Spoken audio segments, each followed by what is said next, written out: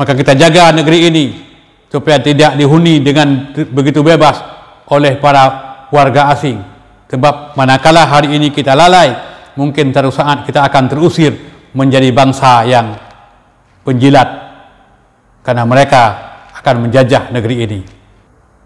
Jadi kalau pemimpin baik yang kita tempatkan, dia akan memberikan perhatian yang baik. Tapi kalau pemimpin yang kita tempatkan orang yang jauh dengan agama, jauh dengan Islam, maka jangan berharap Islam itu bagus.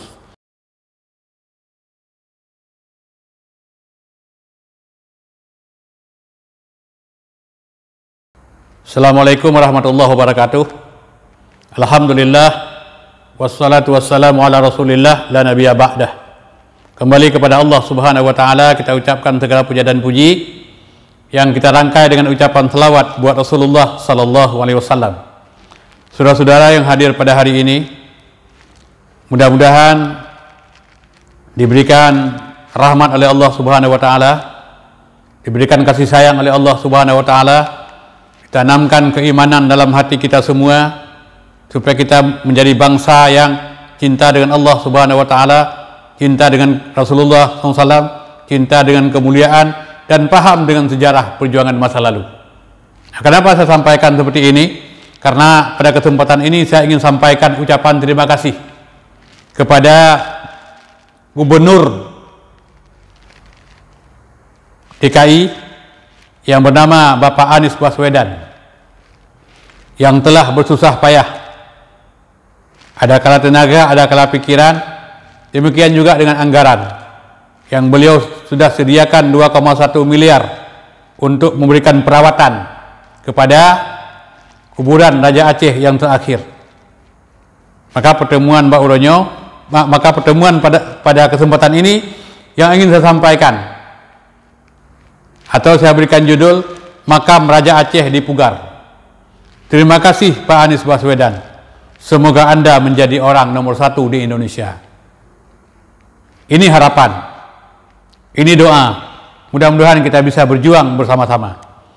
Jadi yang saya sampaikan ini sesuai dengan apa yang saya baca dalam liputan saudara Safrizal Idris bersama dengan Afdalul Dikri dan kawan-kawan.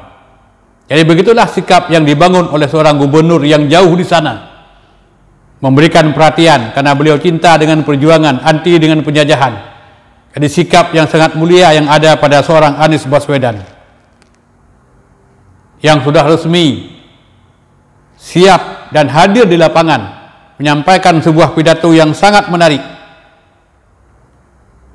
Raja Aceh yang meninggal tahun 1939 setelah ditangkap oleh penjajah Belanda di Aceh, kemudian dianggap sebagai sebuah ancaman, maka beliau tidak ditahan di Aceh, tapi beliau dibuang ke Batavia dan beliau meninggal di sana. Cuman yang disayangkan adalah kelalaian pemerintah daerah, di mana kuburannya tidak terjaga dan tidak terawat, terabaikan begitu saja, seolah-olah kuburan Sultan Alauddin Muhammad Daud Shah adalah kuburan orang biasa, padahal sebenarnya dia adalah orang yang sangat istimewa dalam pandangan para pejuang-pejuang Aceh masa lalu. Yang saya tertarik adalah pidato Anies Baswedan pada saat beliau berada di kuburan, menyampaikan sebuah pidato singkat, tapi tidak singkat makna yang beliau sampaikan. Yang pertama, beliau ucapkan terima kasih yang setinggi-tingginya, yang sebesar-besarnya kepada warga Jakarta yang telah memberikan sebuah perhatian, memberikan sebuah dukungan, karena Raja Aceh sebelumnya telah melakukan perlawanan terhadap penjajah. Jadi Anies Baswedan tidak hanya melihat Aceh sebagai sebuah provinsi, tapi Aceh bahagian daripada Indonesia, merdekanya Indonesia, merdekanya Aceh, dan ini tidak terlepas dengan jasa seorang pejuang, dengan jasa seorang raja. Itu yang pertama. Kemudian yang kedua, Anies Baswedan sangat menghargai semangat pengorbanan, dan beliau lebih memilih mati syahid karena mati syahid adalah mendatangkan sebuah kemuliaan. Itu sikap yang dimiliki oleh ini sikap yang dimiliki oleh Sultan Alauddin Muhammad Daud Shah yang sangat dihargai oleh Anies Baswedan. Kemudian yang ketiga, dalam pidato Anies, beliau mengatakan di sana dalam perjuangan ini terdapat nilai-nilai kebenaran. Terdapat perjuangan suci untuk mengusir penjajah, menghadirkan kemerdekaan dan kemakmuran, khususnya bagi rakyat Aceh dan untuk Indonesia seluruhnya. Kemudian yang keempat, yang beliau sangat kagum dengan Sultan Alauddin adalah beliau sabar, beliau siap menderita, beliau siap melanglang buana, beliau siap hidup di hutan belantara, walaupun pada saat itu jelas fasilitas kerajaan sangat banyak, sangat mewah.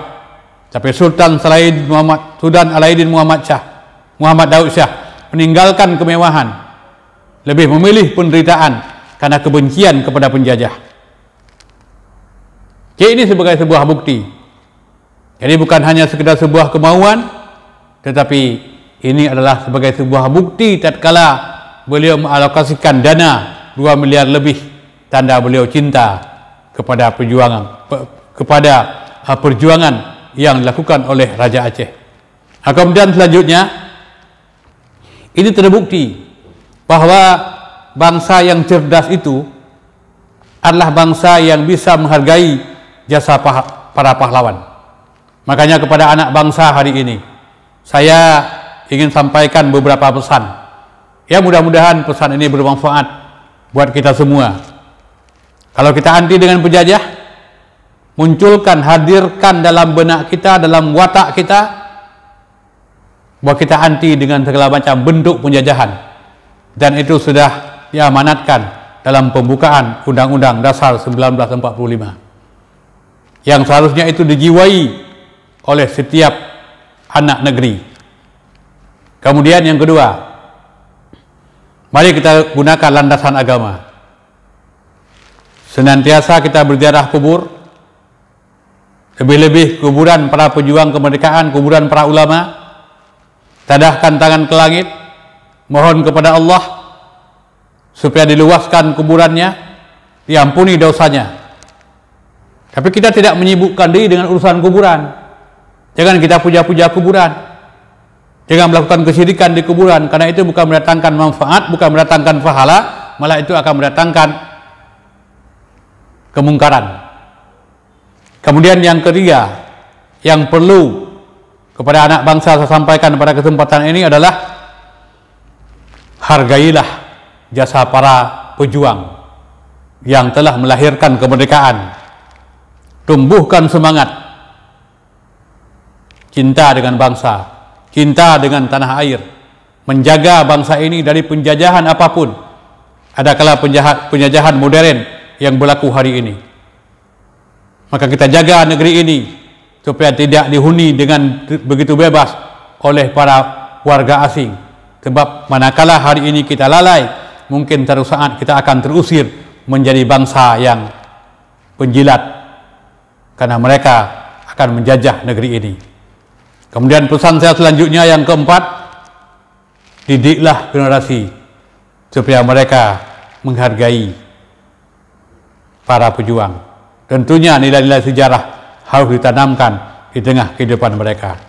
Isi bumi persada dengan keimanan, dengan ketakwaan, dengan kesalehan, dengan ketaatan kita kepada Allah Subhanahu wa taala. Karena bumi yang ditinggalkan oleh para pejuang itu akan dimakmurkan oleh Allah manakala penduduk yang menghuninya hari ini adalah mampu mengisi negeri ini dengan keimanan dan ketakwaan. Dengan sikap Anies yang telah meluangkan waktu, yang telah mengalokasikan dana, yang telah siap hadir di kuburan untuk memulai pemugaran, ini saya sebagai pribadi dan sebagai rakyat Aceh mengucapkan banyak terima kasih. Dan terlihat bahwa Bapak Anies Baswedan adalah memang layak disebut orang besar. Dan saya sebagai pribadi berdoa supaya Bapak nanti 2014 menjadi orang nomor satu di negeri ini. Dan saya kira umat Islam pun hari ini sudah bisa melirik, sudah bisa memperhatikan. Jadi kalau pemimpin kita yang tidak dekat dengan agama, jauh dengan Islam, jangan berharap Islam ini baik. Karena Islam tidak terlepas. Kemajuan Islam hari ini, kemajuan sebuah peradaban hari ini tidak terlepas dengan siapa yang memimpin mereka. Jadi kalau pemimpin baik yang kita tempatkan, dia akan memberikan perhatian yang baik. Tapi kalau pemimpin yang kita tempatkan orang yang jauh dengan agama, jauh dengan Islam, maka jangan berharap Islam itu bagus. Jadi mudah-mudahan sekali lagi Pak Anies Baswedan tetap percaya diri untuk tampil di gelanggang pada tahun 2024, dan insya Allah kami akan memberikan dukungan sepenuhnya. Amin ya rabbal alamin. Assalamualaikum warahmatullahi wabarakatuh.